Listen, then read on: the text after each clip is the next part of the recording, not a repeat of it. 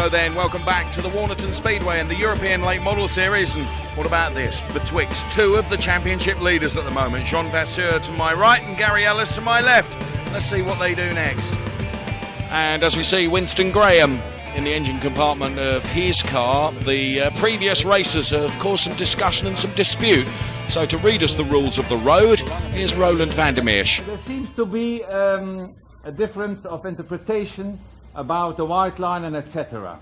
I have seen twice, it's not voluntary, that has nothing to do with that, but the first was with Daniel Boyce and Kelvin. They come out of the turn, Daniel Boyce is inside the white line, Kelvin as well, and at that moment Daniel Boyce go out. It's his fault. I know, I'm sorry. You are both racing like that and the other one is doing that. Because he's then you can say at that moment, I will drive on the white line in the turn, and you will never pass if you allow that. So Roland really does have the respect of all the drivers. There's a really friendly atmosphere here in the European Late Model Series, and at Warnerton Speedway, the hospitality of the race teams is something to really behold. For example, we took early morning coffee and tea with Tony Hurdle and Dwayne Kidd, and we moved on to breakfast with the team from Moonen Autos, and that's Wim Moonen and his wife Karen. From there, well, it was a little bit further up the paddock for lunch with the Roots V8 Racing School, which is always enjoyable. And then we've kind of had mid-afternoon tea, if you like, with the team from Raptor Racing, who've got a whole hospitality gig going on here at this meeting at Warnerton Speedway. It's just another one of those features that makes the European Late Model Series so good. So as we see Kelvin Hassel then making repairs to the sheet metal on his European Late Model Series, I found a less strenuous job. I think I've found a new occupation. Perhaps my role as commentator and presenter is no good anymore, and Sylvie here is teaching me exactly how I can pour the perfect pint in Belgium. Although that's a half pint, and that's crucial. It's the scraping the head off. Think I've got it. I'm going to have a practice in a mo. Cheers, an appropriate intro into the Budweiser 200, which we'll be heading off to in just a couple of moments' time. Well, in the last heat, there was some confusion as everyone crossed the line. Wim Moonen it was that crossed the line first. However, due to an earlier indiscretion alleged, the win was taken away from him and given to Gary Ellis. Well, we've got both drivers here now, so we're going to find out exactly what has happened. First of all, Wim Moonen, yes. You were absolutely adamant that you had not made an indiscretion at all. No. So what has happened since that race? Yeah, someone made a wrong decision, and Gary took the first place. But normally I've won that heat. But they look at the pictures and the film, and I'm right. I told you before. Well, to be fair, you were absolutely adamant. And in fairness, Wim, as a racing driver, there are times when you've had indiscretions and you've held your hands up. Yeah. But you were, without question, adamant that that win was yours. So it must be good that, although the races are very heavily disciplined, that actually sometimes they're prepared to hold their hands up and say, hang on, we probably got it wrong. Yeah, it's possible. And mistakes are human. I blame nobody. Well, thank goodness, a bigger smile on your face now. I'm happy with it. The final to come, and that's a big final, 50 laps. Now, Budweiser 200 means there's 200 bottles for the winner. Yeah. Is that a bit of an incentive, Wim? Do you join me? I think so. Best of luck for that final. Thank you. So Gary Ellis then had to rush off to make running repairs to his car, as we see the cars in the assembly area ready to get back out on track for this, one of their biggest races of the year, the Budweiser 200 final here at the Warnerton Speedway. So the biggest crowd of the year here at the Warnerton Speedway, enjoying the racing and the late summer sunshine. So the scene is set then for a scintillating final. 50 laps of action around the Warnerton Speedway as the European late model cars contest their Budweiser 200 final.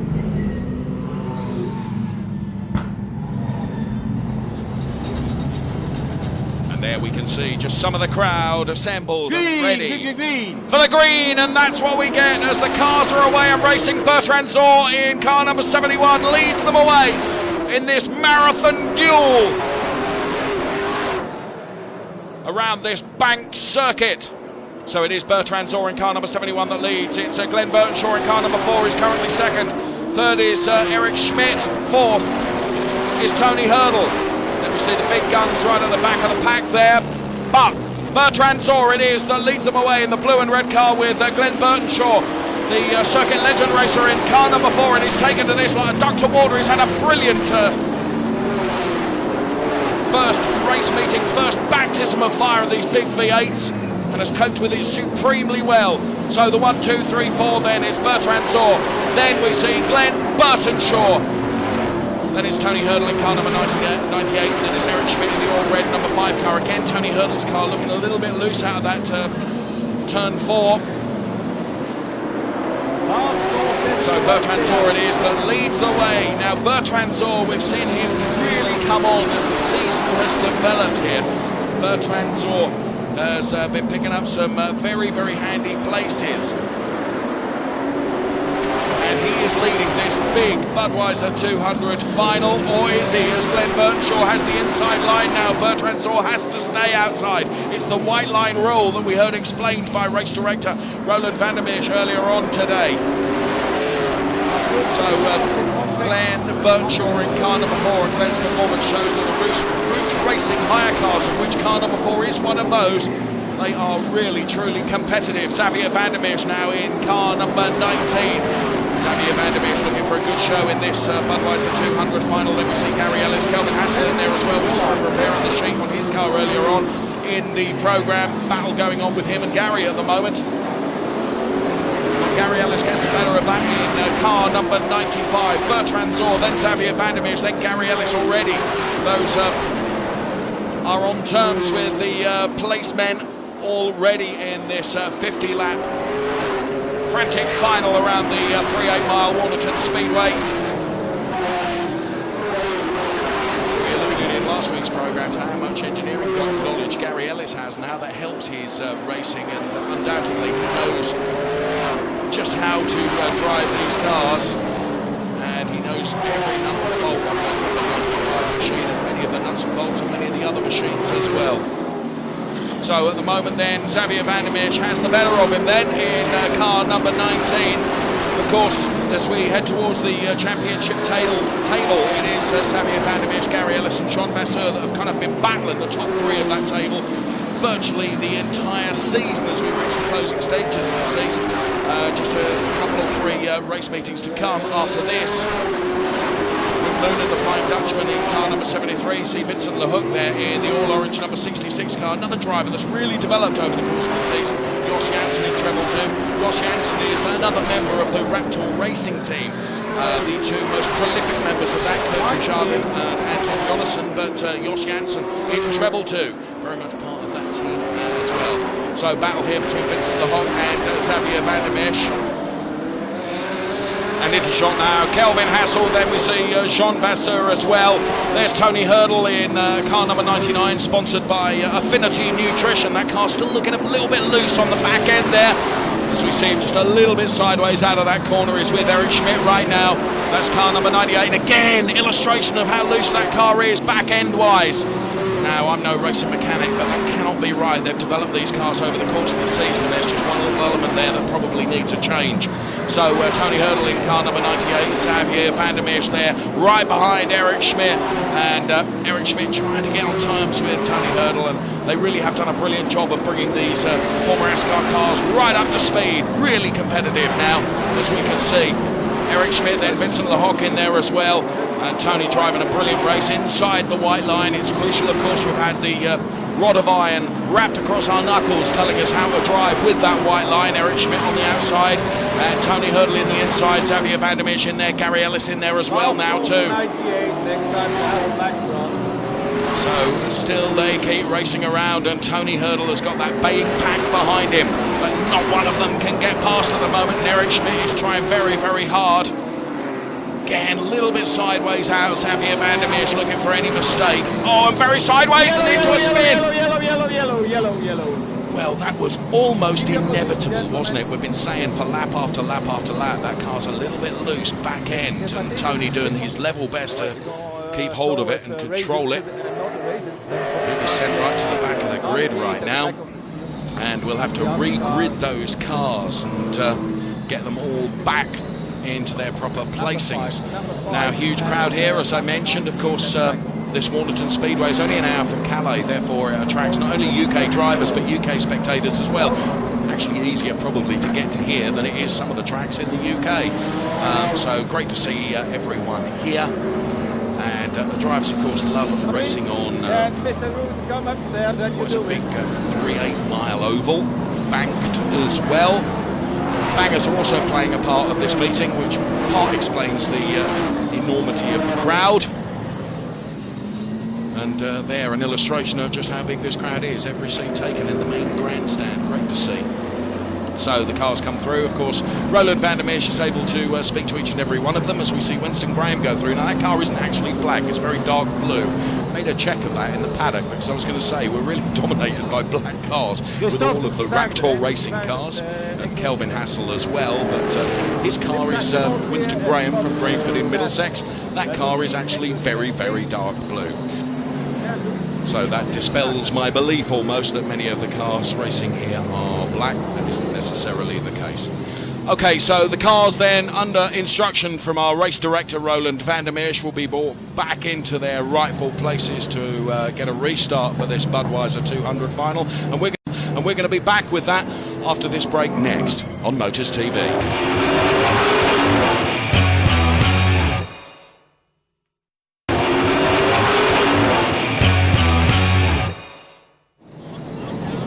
So welcome back to the Budweiser 200 final for the European Late Model Series race cars here at the 3/8 mile banked oval at Warnerton Speedway.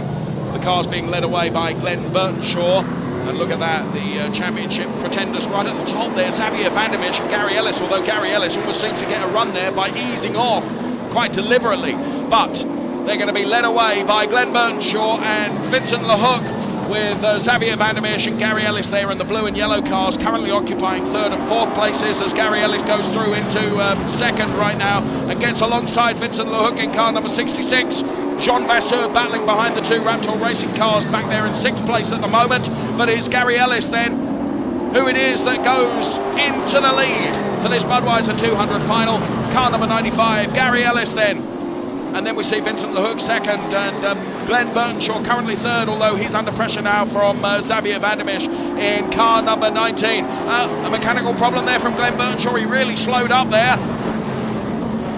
And Gary, a former trawlerman, certainly not all at sea here as he leads this Budweiser 200. There's almost a tenuous link there with Bernie Eccleston as well. Bernie Eccleston, of course, son of a trawlerman from the same area, Lowestoft in Suffolk. Let's get back on with this race as Xavier van der Meers is still alongside Vincent LeHook, and the trio of Raptor racing drivers still being hounded by Glenn Burtonshaw. Whatever mechanical failure he seemed to have, whether that's seemed to miraculously go away or not, I don't know. He's got Jean Vasseur, the 2007 champion, alongside him now, but leading this and leading it by a country mile is Gary Ellis in car number 95. Now, of course, this is all about tyre management as well, because it is a long race, 50 laps of this circuit. Vincent LeHook has been overtaken at last by Xavier van der Meers. Xavier van der Meers, another one that knows this place like the back of his hand, and knows every nook, every cranny, and can use that to his advantage. 07 Jean Vasseur is blocked in at the moment by that trio of Raptor racing drivers. Anton Gonnesson, Kurt Dujardin and Jos Janssen in there. And then we see 07 Jean Vasseur, the fastest frog, French driver, in car number 07. Meantime, Gary Ellis off into the distance, but this is the real battle here. Nothing almost between those Raptor racing drivers, and Xavier van der Meers is now trying to get on terms and reel back in Gary Ellis. Might be a very, very big ask, because Gary Ellis has used that to his advantage and he's trying to get as far away as possible. Knows that in the closing stages of the series, every single point that he can put on the board is to his benefit, as we see the Flying Dutchman Wim Moonen now alongside Glenn Burtonshaw, and already Gary Ellis is knocking on the back bumper of those back marking cars. 07 Jean Vasseur there. Once again, he's one of the trio right at the top of that championship table, and knows how crucial it is for him to put points on the board as well to maintain his top 3 standing. With Moonen then and Eric Schmidt. Eric Schmidt has done a brilliant job in car number 5. Involved in the Formula Student, but very much involved in this European Late Model Series and loving his time out there, loving every lap. So 07 Jean Vasseur then with car number 22, Anton Gonnerson, toned to the bone. There we see Gary Ellis, who is, as I say, already going past back marking number 98 car. And he's also got Bruce Andy Andrews in there and Kelvin Hassel as well. They're back marking, and you have to say Xavier van der Meersch, as Gary is hounded by the traffic, that means Xavier van der Meersch can just slowly begin to get on terms with him. There's Jean Vasseur in 07, who's in between the pack of Raptor racing cars. Bertrand Saw, back marker now in car number 71. There's Xavier. There's Jean Vasseur. So we're keeping our eye, of course, on the top trio in the points table. But meantime, there is Gary Ellis, who's now got maybe 7 or 8 car lengths over Xavier van der Meersch. He had considerably more than that just a mo ago, but he's down the inside of Andy Andrews in car number 17, the former American resident, who of course has got much experience racing on NASCAR tracks as well. So Vasseur is back down there in 6th, 7th place. Xavier van der Meersch now trying to reel in Gary Ellis. Now, I mentioned that this is all about tyre management, because if you push too hard early on in the races, have your tyres gone off? But at the moment of the 2 cars, you have to say it looks that Xavier van der Meersch is just a little bit quicker, because he is beginning to reel Gary Ellis in. Gary, of course, will be aware of his every move, I don't doubt. Driving and using his mirror as well to keep an eye on what's going on behind him, but of course he's now got back marking cars to get past, and it's the traffic that is going to hold him up, and that's going to allow Xavier to get on terms with him. So how he gets through this traffic is going to be absolutely crucial to the end result of this particular race. The blue flag is being shown just to warn those back marking drivers that faster guys are coming through, as we see disaster for Jean Vasseur. He's gone round with car number 22, toned to the bone, Anton Gonnerson. Now, I mentioned earlier on that 07 Jean Vasseur, he's in that trio of top fighters for that championship. So formation then. And Christoph van der Kerkhoff waves them away with the green. A bit of a whale tail there from Xavier van der Meersch as he puts his foot through the floor on the accelerator pedal. And here they come. Oh, and Glenn Burdenshaw gets, well, seemingly gets very sideways and pushes into Wim Moonen. That causes a yellow flag. Flying Dutchman in the wall. Glenn Burdenshaw in the wall as well. And just on that restart, and there we can see the 2 cars involved in that, and they're in that concrete wall there that protects the paddock area. So that's the end of the day for Glenn Burdenshaw and also for Wim Moonen. So race being called. So then Gary Ellis it is that's going to take that final victory. He's just getting his hands device off and the crash helmet, and we'll dive in and grab a quick word with Gary. Race didn't go to full distance. That brought about because of a collision and time moving on here. So Gary Ellis it is that was in the lead at the time of the race stoppage. Now, Gary, you may know better than me how many laps were probably left to run before that race was called short. I don't know. No, maybe not. But nonetheless, it's a win for you. You did look very, very threatening throughout that race. And once you got your nose in front, built up an incredible lead. Yeah, well, before we started, Roland said if there's a big accident in a shorter time, 25 laps. So there's no time to mess about. You had to go from the beginning. No, absolutely. And that's the fact, isn't it? You knew that information. Therefore, you'd got to make your moves count every time. Yeah, that's right. Yeah, and that's what you have to do. Well, a lovely final notched up for you. Many congratulations, Gary. Thanks a lot. So Xavier van der Meersch then, and you were beginning to get on terms with Gary Ellis, but race caught short through reasons of time. And you of all people knew that was going to happen. So many congratulations. 2nd place, better than 3rd or 4th. Yeah, 2nd place. I couldn't have Gary. He was too fast today. I could follow him, but no catch him. And I had no chance in the first restart. I was blocked by someone and he passed everybody, so he was gone away. It's an interesting point you make, Xavier, because you two, along with Jean Vasseur as well, been so very close throughout the campaign. And I think it's the first time I've heard another driver say, whoa, hang on a minute, he was quick today. Yeah, we start, I think, with 2 points difference between Gary and I, and we finished with exactly the same point difference. All going to the wire, Xavier. Yeah. Congratulations. Thank you. So third place then, Vincent Lehook, who doesn't speak an awful lot of English, but you must be very pleased. The drive of your life today. Yes, the car was very good and the track too. But also, it's fair to say, driver very good. Yes, one more lap and I pass Xavier. Many congratulations. Thank you very much. Oh, well, he's happy, isn't he? And so he should be. Gary Ellis then takes the win. Xavier Vandermeer second. Vincent Lehook there we see in third. Kurt Dujard in fourth. Jos Janssen fifth. And Tony Hurdle in sixth. So to the points chart then.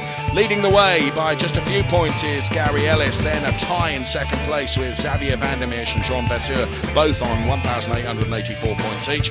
Then we see Wim Moonen in fourth place and Kelvin Hassel in fifth place in the championship. Mathematically still possible for any one of those top five to take the championship at the end of the season. As now we go to our Banger Racing manager, Gert Rumer. Now, Xavier Vandermeer, please come in here because this is a little unexpected.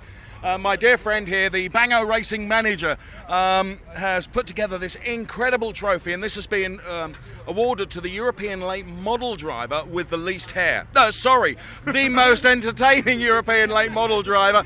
And I understand you wanted to go to Xavier. Yeah, all right, Xavier, we watched you all day. It was very close between you and Jean, but the way your driving performance, like my colleague in the jury said, the way you're searching for the gaps, and sometimes you go in sideways with the car and all.